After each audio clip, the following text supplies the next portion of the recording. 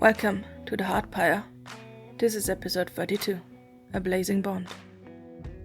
As a content warning, there will also be fighting in this episode, which includes aggressive dog noises and fire. For a more detailed list of warnings, please read the episode description.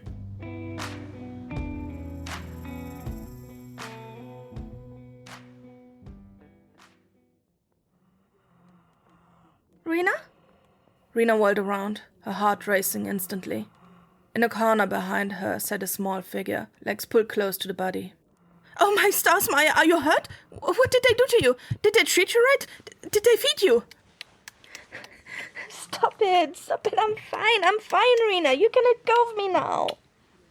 I'll never let go of you ever again. Please. Oh, I'm so relieved, Maya. I'm so incredibly relieved. I was so scared, Maya. I thought I'd never see you again. I don't know what I would have done if you hadn't been here. If they'd hurt you. Rena, I'm fine. You can stop kissing me now.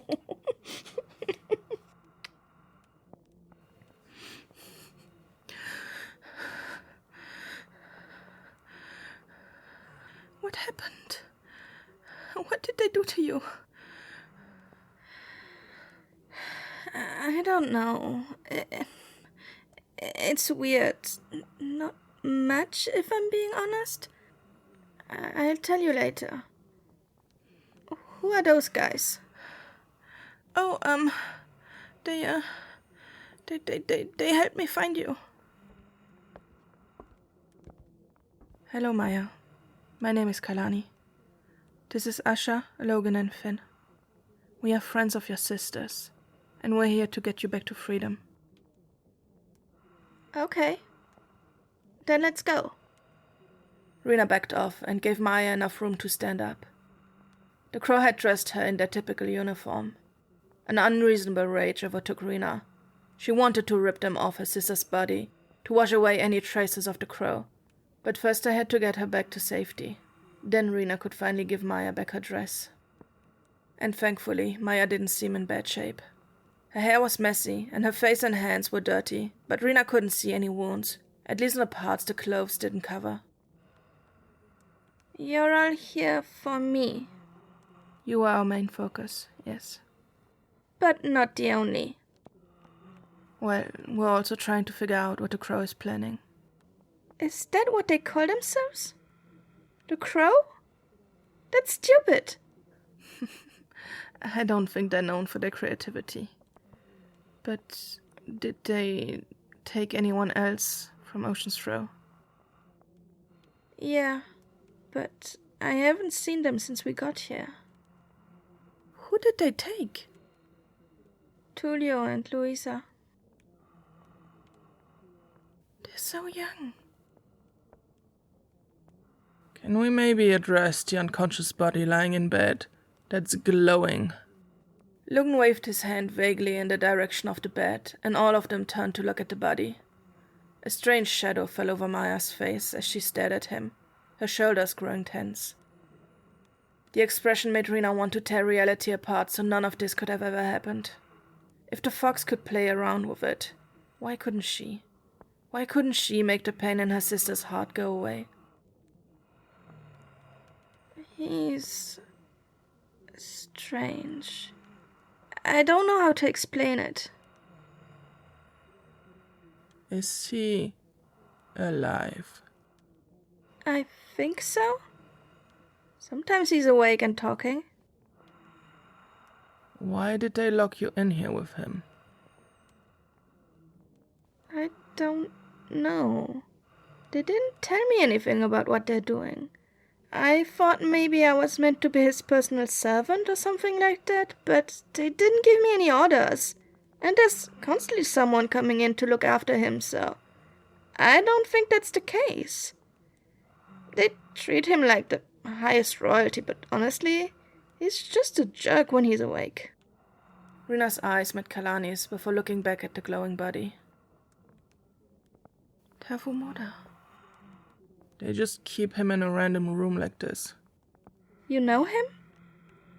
He's a god or something like that. What? It's complicated. We can talk about it once we're out of here.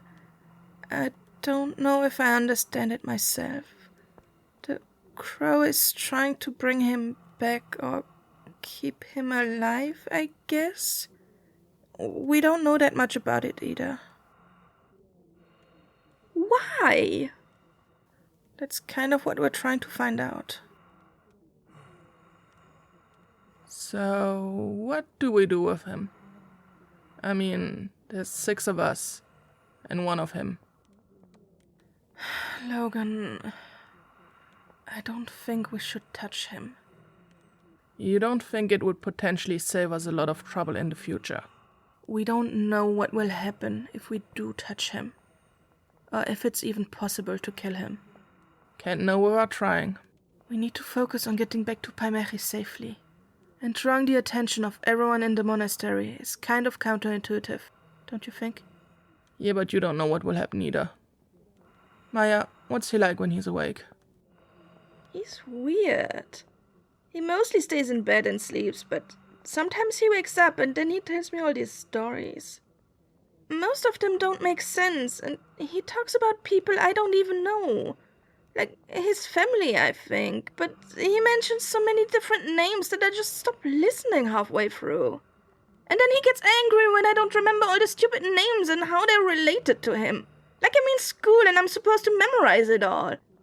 I didn't even care about these things when I was in actual school. Sometimes he leaves the room, though, but I don't know where he goes. Not that I really care. Maybe to one of the other kids they took. Shouldn't we try to... Don't say it, Rena. This is why I didn't want to do this tonight. It's a miracle we got here without injury. It's going to be another one if we also get out unharmed. We can't spend another hour trying to find out where they're keeping these other kids. Not if we don't know if they're even still here. And we can't stab a god hoping it has no immediate consequences either, no matter how badly his body seems to be doing. But you can't save the entire world at once, Rena. You'll be dead in a second if you try. And then what? You think I like this? You think I like knowing that they're holding children captive and doing the stars know what to them? Of course not. But I know that we're unprepared and I know what our odds are, and they don't look good. We got your sister. Now it's time we got out. If they notice we took Maya, they might not stay here for much longer. Don't start, Asha. I'm just trying to get us out of here alive. We don't know how much power Tavumura has in this form, or even what he could do. What if he's like Silac, just 100 times worse? 1,000,000 times worse? Do you really want to bet on those odds? The quicker we get out, the safer we'll be. And then we can decide how to save the other kids later. We can't do that if we're dead. Horror washed over Rena, the realization settling in that she'd condemned the others to a much worse fate. Her hand came to hold her sister's, a deep need for connection overtaking her, as if she would never let go of her ever again. She couldn't let despair over what she'd done overtake her, not after finally reuniting with Maya. The fox had said they were running out of time. Who knew what would have happened to her sister if they'd waited even just one more night? They might have returned to the monastery in a day and found Maya as the burning body lying in front of them. Rena knew she'd feel differently in a day, or a week, or a month. But right then, every decision that had led to her holding her sister's hand once more had been worth it.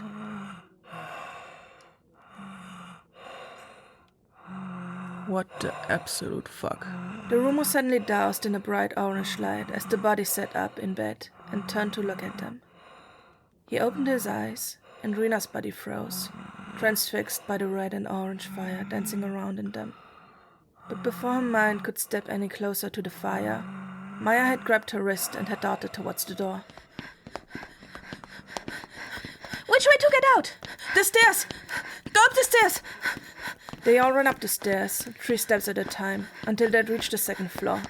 Doors flung open from the corridors around them, and Rena thanked the stars that the fox had shown them a way out so far away from where any of the crow was sleeping. Asha and Kalani ran ahead, much faster than the rest of them. Oh, fuck! Logan! Go! Don't worry about me!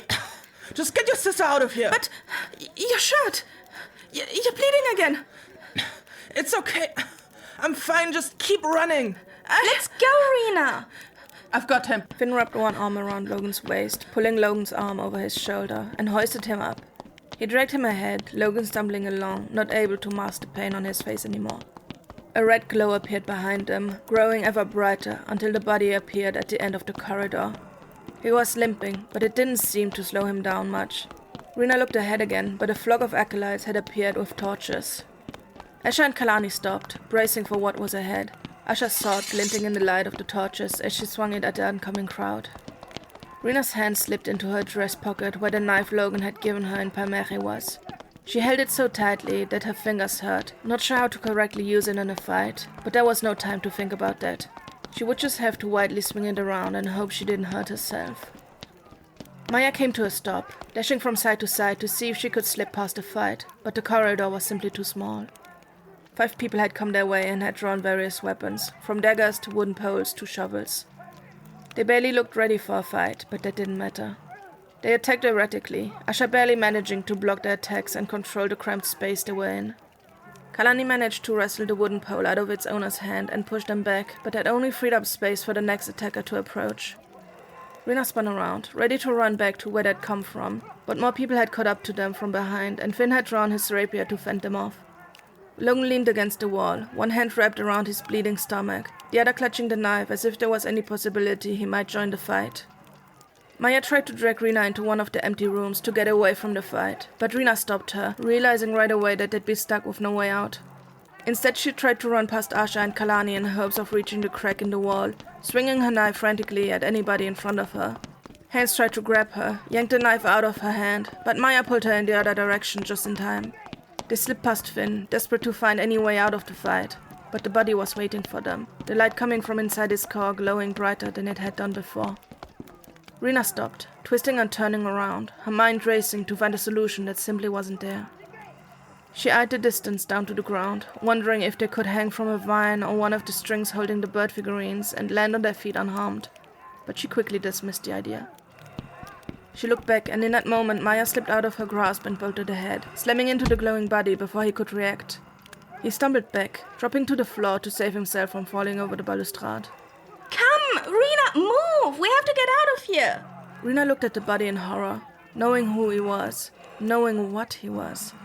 She'd never been religious, never believed in any of the gods, but she felt that all of this was deeply wrong. Not just what Maya had just done, also what the crow had done to this being that was supposedly above them all. That this is what they had reduced him to. A decaying, burning body that could barely hold itself up on its own. Rena! I'm leaving without you if you don't move now! Yes, I'm coming! Maya ran ahead, and Rena struggled to catch up. She wanted to look back at her companions, feeling horrible at leaving them behind, but she was scared that if she took her eyes off Maya, she'd lose her again. Maya stopped abruptly as someone rounded the corner in front of them. It took Rena a moment to recognize the person in the dim light. Then she saw Inkra's wild brown hair, her furious green eyes, the scar running across her face. You little disrespectful brat! We should have you hanged for what you did to the Vashirem! Maya dropped low and tried to dash past Inkra, barely giving her time to finish her sentence, but Inkra was faster and grabbed her shirt, stopping her instantly. A blinding rage overtook Rena, and with a roar she'd never emitted before, she swung the knife at Inkra. Inkra raised her free arm, but the knife slid through her clothing into her flesh. The knife hadn't cut very deep, but it was enough for Inkra to lose her grip on Maya. Rena didn't give Inkra much time to regain her composure as she swung the knife a second time.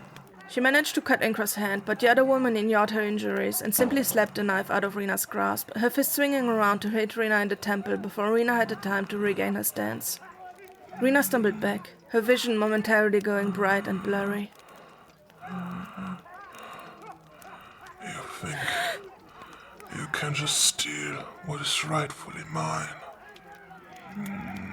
She turned around, the glowing body approaching her slowly, the one Inkra had called Vashirem, the one Rena was convinced was Tavumoda. She stared into his eyes, the sight making her body stop instantly. It was as if an inferno danced behind his eyes, as if it held the memories of Ocean's Throat's destruction. All sound faded away, all of Rena's thoughts and worries vanishing, as if all that was left was her and the fire. The fire that was overtaking everything, not caring about anything but itself, feeding on anything in its path, growing, growing, growing.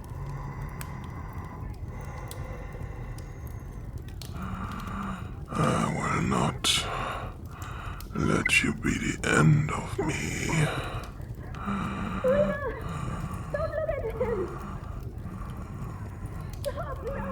Rena stopped existing, became one with the fire, feeding herself to it so it could spread further and further and further.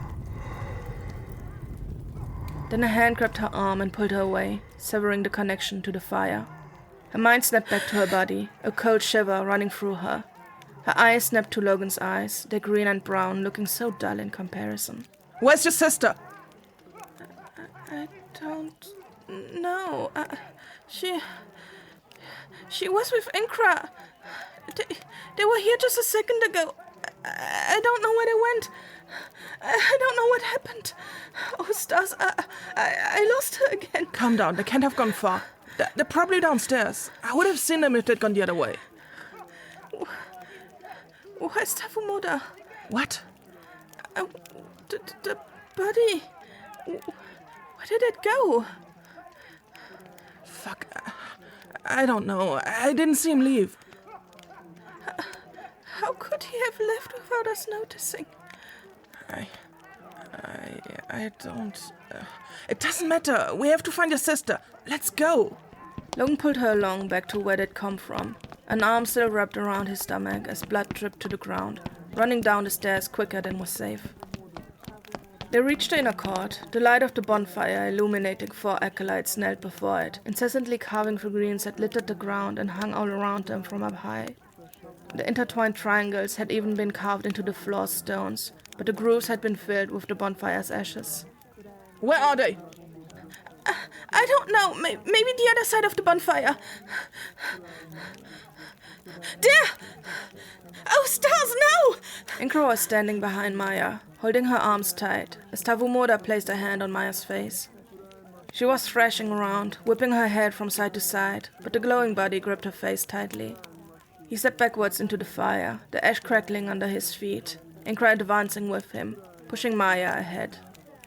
Soon the fire engulfed Tavumoda, threatening to do the same to Maya. Stop it! Rena, wait! Rena tackled Inkra with all her might. It wasn't enough to make her lose her footing, but it gave Maya the opportunity to lean back and drive her feet into Tavumoda's chest, making him lose his grip on her and fall backwards into the fire. No! Vashirem! Inkra threw Maya to the ground and lunged towards the fire, grabbing a hold of Tavumoda's foot to drag him back to safety. The flames latched onto her hair and clothing, but she didn't seem to care while her god was still in danger. Maya! Are you alright? Are you hurt? Yes, I'm fine. We need to go. Your face! We need to go, Rena.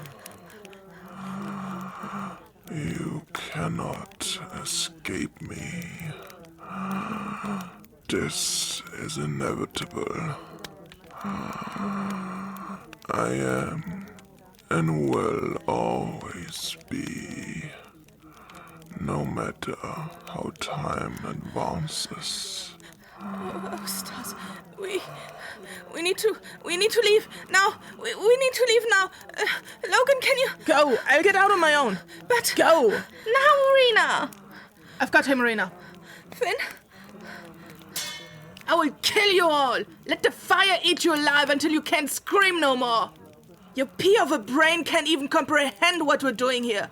That this is the only way they will ever show us the respect we deserve. What? What are you talking about? What would you know about respect? You arrogant brats have never dealt with a single hardship in your lives. You only ever think of your own comfort. Oh, shut up. Rena, let's go. Yeah, let's go. Yeah.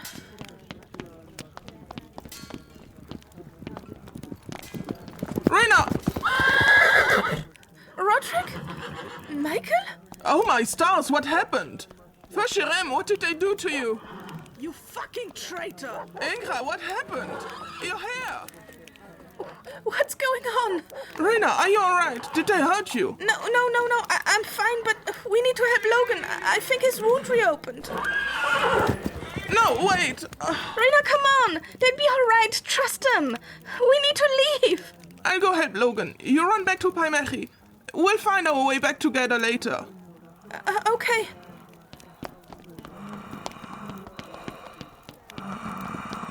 You cannot escape. I will always exist. There's no avoiding it. Maya faltered, tripped over her own feet, and fell to the ground. She looked back, a look of absolute terror on her face, the bonfire reflecting bright orange in her eyes. For a moment, it knocked the air out of Rena's lungs. They almost looked like Tavumoda's head, but it was only a reflection, nothing more. Get up! Two riders rode past them, stopping in the middle of the inner court, one turning around to look at them. Salek was staring at them with a pale face and bloodshot eyes, the veins having spread all over his skin, even to his hands. He slid down, holding on tightly to his saddle, but all energy had clearly left his body, as he didn't manage to do so without landing on his ass. Rena knew she had to get away as quickly as possible before he could regain his footing. She grabbed Maya's wrist and dragged her up, turning away from Silek and towards the wide-open gates at the end of the inner court. Get back here! Before her mind had fully registered what he had said, Rena's body had already swiveled around and was running back towards the fire. Vincent jumped up at Silek, biting into an arm that was already bloody. It was enough to sever the control Silek had on Rena, and she slid to a stop, dragging Maya down to the ground with her. The second rider, a woman with chin-length blonde hair, got off her horse and drew her rapier in almost the same motion, darting towards Ingrid and Finn. Don't you fucking touch him! Her rapier grazed Ingrid's throat, making her back off Finn, who had fallen to the ground.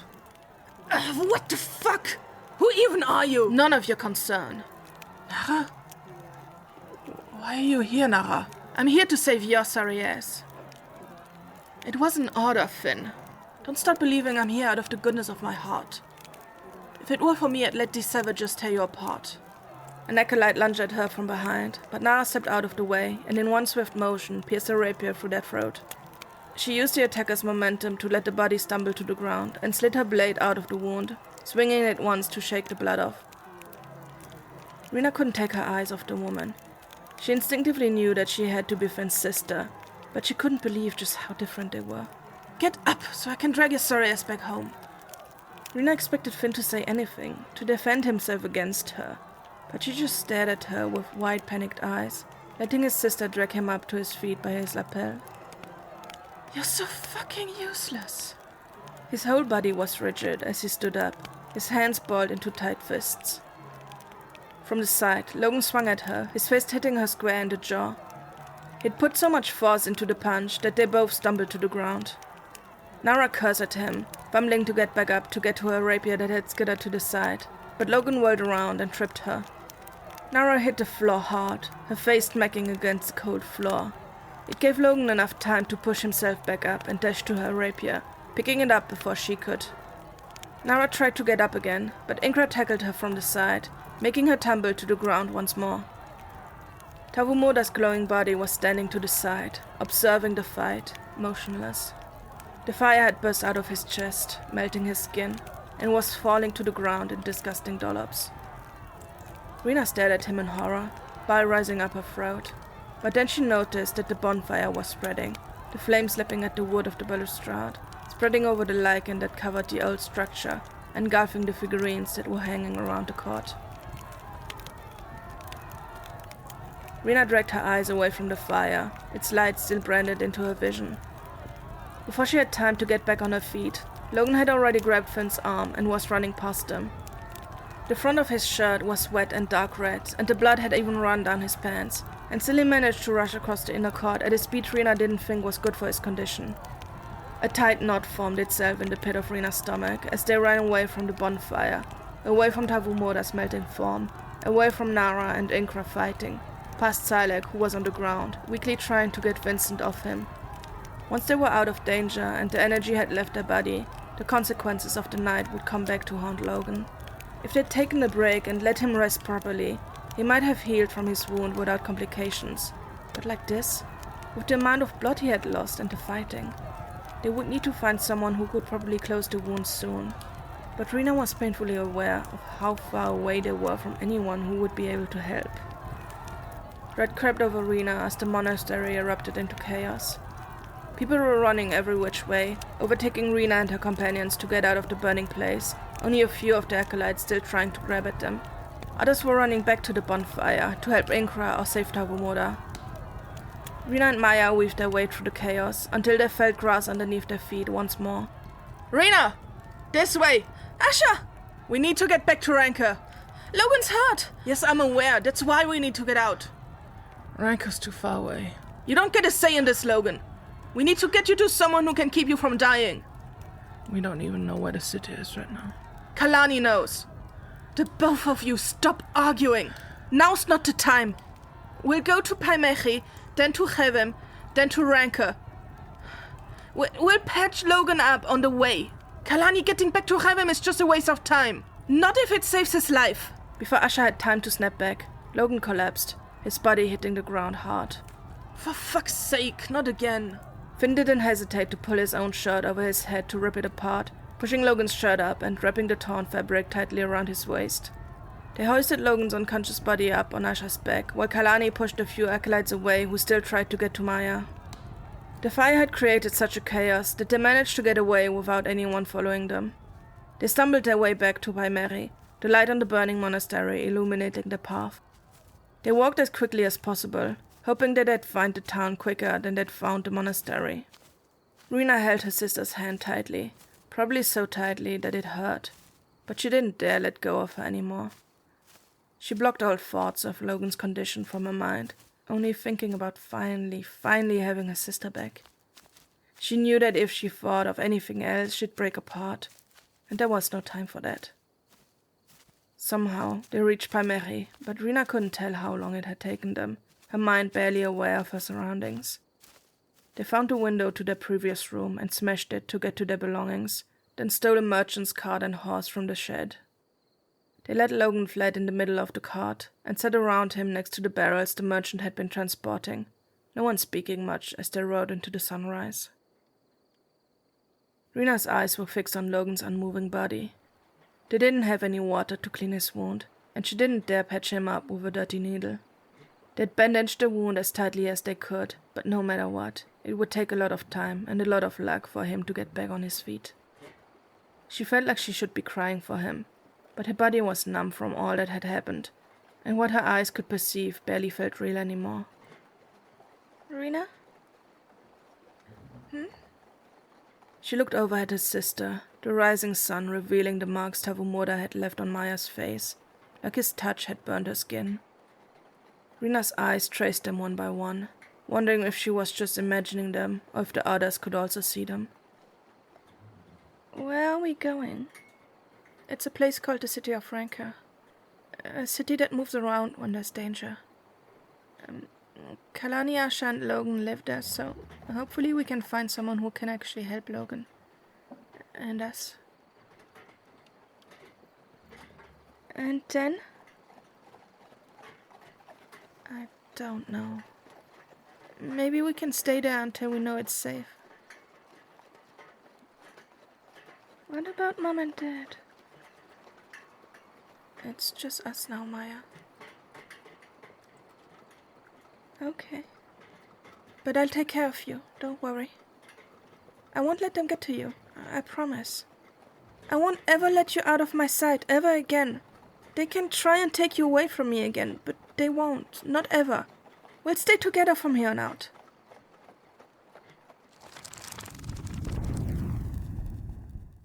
Thank you for listening to the second season of the Heart Pyre.